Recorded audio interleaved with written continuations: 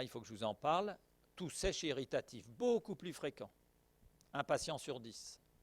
Un patient sur 10, sous IEC, se met à tousser. Une petite toux sèche, une petite toux... il peut faire le tour des pneumologues, des ORL, on ne comprend pas. Bah si. Première question à poser à un patient qui a une toux sèche, prenez-vous un IEC? Comme il ne sait pas ce que c'est qu'un IEC, vous lui citez bien tous les noms des médicaments. Et on pense que c'est la bradykinin qui joue un rôle.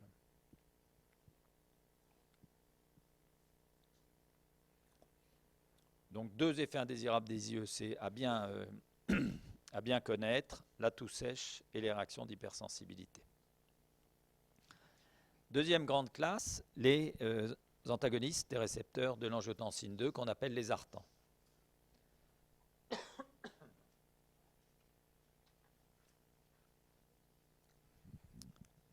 Donc je vous place leur niveau d'action. Vous voyez qu'il n'est pas en amont, comme on l'a vu avec les inhibiteurs d'enzymes de conversion, mais il est en aval, directement au niveau du récepteur. Ce sont des antagonistes des récepteurs. Ce ne sont pas des inhibiteurs d'enzymes, ce sont des antagonistes de récepteurs.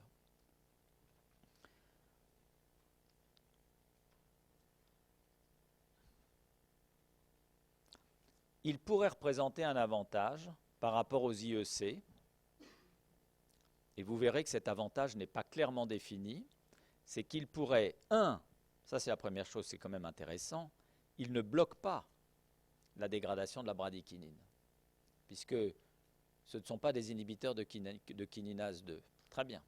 Donc ils n'exposent pas au risque d'angioœdème. Pas plus que n'importe quel antihypertenseur qui n'est pas un IEC. Évidemment, ils peuvent, comme n'importe quel médicament, y exposer, mais pas plus. Les IEC, c'est vraiment, franchement, plus. Deuxième chose, ils bloquent la fabrication d'angiotensine 2 tout en aval. Alors vous voyez que là, la transformation d'angiotensine 1 en angiotensine 2, elle est assurée par l'enzyme de conversion, mais il existe une autre voie alterne qui passe par une chimase. Bon, on ne sait pas très bien quel est le rôle des chimases. Ce n'est certainement pas un rôle majeur, mais peut-être que dans certains cas, c'est un rôle important.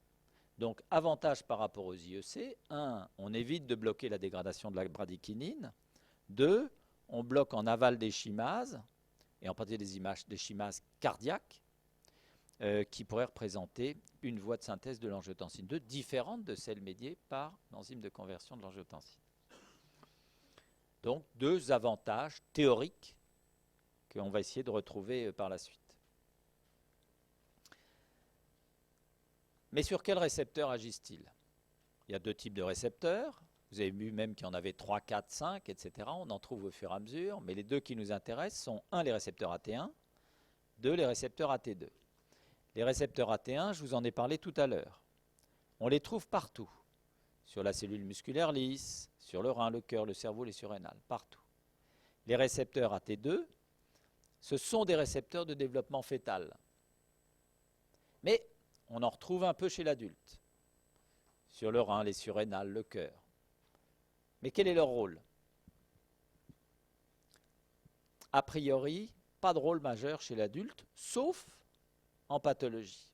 Donc il semble que ce soit des récepteurs de développement embryonnaire et fœtal qui soient en silence chez l'adulte, mais qui ne sont réactivés que dans certaines conditions.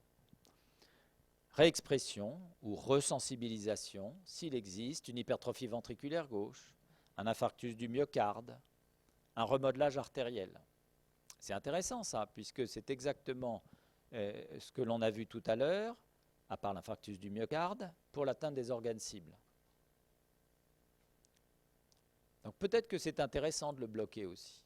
Peut-être pas. Peut-être qu'il a un effet protecteur. Donc la question reste ouverte.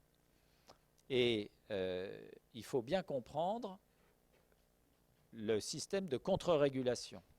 Donc vous allez voir, c'est facile. Voilà ce qui se passe en physiologie. L'angiotensine 2 produite exerce au travers de récepteurs AT1 de l'appareil juxtaglomérulaire une inhibition de la sécrétion de rénine. Plus l'angiotensine 2 est produite, moins la rénine est produite. Et donc, moins l'angiotensine 1, et donc, à même quantité d'enzymes de conversion, moins d'angiotensine 2. Boucle d'autorégulation, on appelle ça un feedback négatif, très classique pour quantité de voies métaboliques. L'angiotensine 2 peut agir sur ces récepteurs AT1 ou sur ces récepteurs AT2.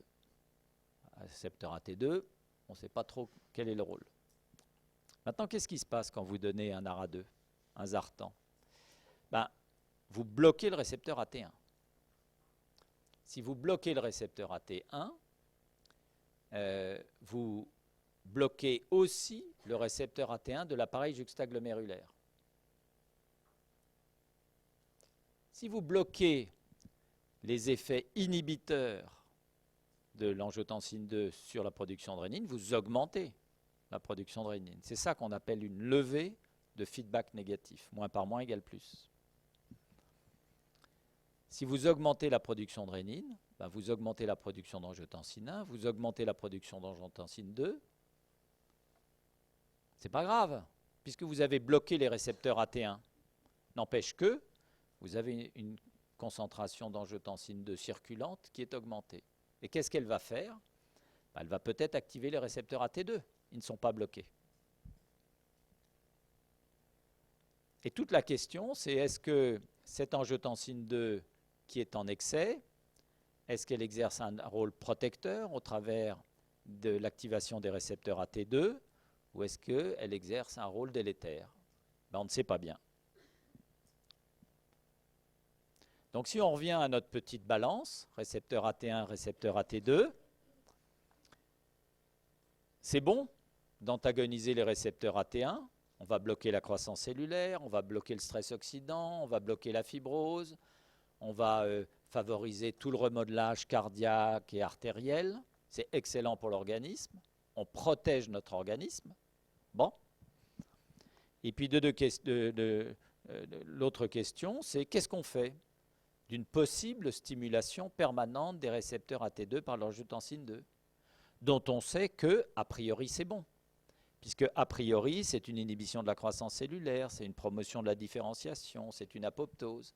Ce sont des systèmes classiques de régulation et de protection. Donc, il ne faut pas du tout les mettre à égalité. Pour vous, ça doit être 90% de blocage de récepteurs AT1 et peut-être qu'il y a un petit 10% d'effet de stimulation des récepteurs AT2 dont on n'arrive pas vraiment à savoir si c'est bénéfique ou pas. Donc vous voyez comme c'est intéressant. On a juste bloqué plus en aval et on commence à se poser des questions. Avec les IEC, on avait un effet thérapeutique formidable, mais avec des restrictions sur les effets indésirables. Avec les ARA2, on n'a pas ces effets indésirables, mais on se demande si on fait si bien.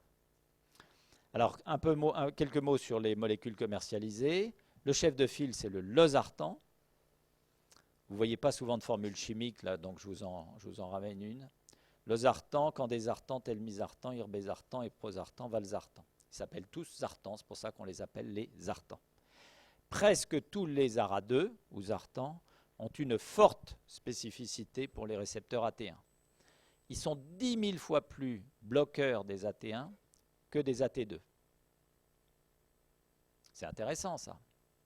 Parce que tout ce que je viens de vous raconter sur, et finalement, s'ils pouvaient activer les récepteurs AT2, en fait non, ils ne les activent pas, ils ne les bloquent pas non plus, ils laissent simplement l'angiotensine 2 circulante les stimuler. Donc l'angiotensine 2 n'est absolument pas gênée pour activer les récepteurs AT2. Ils n'ont pas d'activité agoniste partielle. Vous avez eu des cours sur les récepteurs. Ils exercent, et vous verrez ça partout, ce qu'on appelle un antagonisme insurmontable. Insurmontable, ça veut dire qu'en présence d'angiotensine 2, il est irréversible. En général, ça se voit, souvenez-vous, dans les antagonismes non compétitifs. Les antagonismes non compétitifs sont des antagonismes irréversibles, insurmontables. Et là, c'est un peu différent. Je ne vais pas beaucoup détailler, on verra ça dans l'autre cours. C'est un petit peu différent parce que c'est un antagonisme qui est compétitif, mais avec une constante de dissociation très basse. C'est-à-dire que quand le losartan s'est fixé sur son récepteur AT1, il s'en dissocie très très lentement. Ce qui fait que vous avez beau rajouter de l'angiotensine 2 et de l'angiotensine 2, eh bien, la loi de l'action de masse va s'exercer, mais avec des constantes de dissociation extrêmement lentes. Donc ça va ressembler à un antagonisme non compétitif, mais ça n'en est pas un. Voilà, on dit il est insurmontable. Là, il n'y a pas 3 molécules, il n'y en a que 2. Le chef de file, c'est le losartan. Le losartan est en fait un métabolite actif, qu'on appelle le XP3174, peu importe. Il a une certaine biodisponibilité, pas terrible. Une demi-vie d'élimination, pas terrible, 6 à 9 heures. Alors que l'irbésartan, qui est le deuxième médicament commercialisé, lui n'a pas de métabolite actif, il a une très bonne biodisponibilité et il a une très bonne demi-vie d'élimination. Conclusion, il faudra plutôt donner 2 comprimés de losartan par jour et 1 comprimé d'irbésartan par jour. Donc voilà, la deuxième molécule a de meilleures propriétés pharmacodynamiques que la première et pharmacocinétiques. Après, il faudrait comparer les 2 molécules dans un grand essai clinique pour savoir si tout cela se traduit par une meilleure protection contre les événements cardiovasculaires. Alors, qu'est-ce qui se passe chez le sujet sain? Qu'est-ce qui se passe chez l'insuffisant cardiaque? Qu'est-ce qui se passe chez l'hypertendu? Exactement la même chose que les IEC. Voilà. Pourquoi voulez-vous que ça en soit différemment? Puisque le principe est le même, on bloque l'angiotensine 2. Mais il y avait des subtilités. Donc on va les voir. Donc en tout cas, au plan hémodynamique, ce que vous avez appris pour les IEC, vous le savez pour les ARA2, et c'est exactement le même mécanisme d'action. Là, je vous montre un essai qui date d'il y a 20 ans et qui a bien changé les choses, l'étude LIFE. C'était une grande étude sur des milliers de patients, je crois qu'il y en avait 20 000. Et vous voyez ici qu'on a comparé le losartan à un bêta-bloquant, l'aténolol. Donc vous voyez que sur ces 4 années et demie, la pression artérielle a baissé, beaucoup au début, et puis quand même un peu plus chaque fois, un peu plus encore, voilà. Mais qu'il n'y a aucune différence entre les 2 médicaments. La baisse de pression artérielle a été identique. Et pourtant, à même baisse de pression artérielle, qu'est-ce qu'on voit? Une amélioration du pronostic avec le losartan par rapport au bêta-bloquant. C'est-à-dire que la pente d'événements cumulés, vous voyez, est moindre avec le losartan qu'avec l'aténolol. Primary composite endpoint, ça veut dire un peu d'insuffisance cardiaque, un peu d'infarctus, un peu d'accident vasculaire cérébral, etc.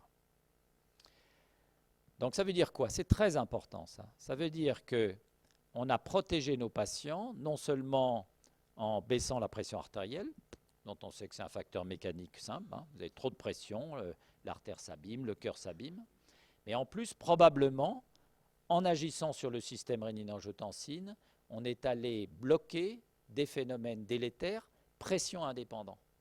Ça, c'est très important.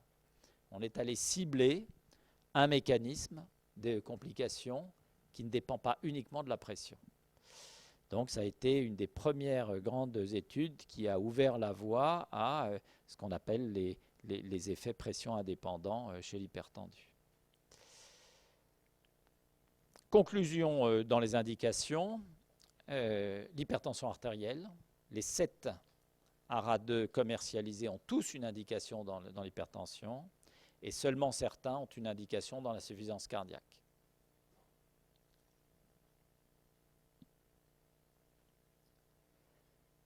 Donc vous voyez, je vous l'ai raccourci beaucoup ce chapitre-là et je vous l'ai quasiment calqué. Mais on va terminer par une question. On ne sait pas actuellement, et ça fait 15 ans que ça dure. Quelle différence d'efficacité entre ces deux classes au long cours en pratique clinique?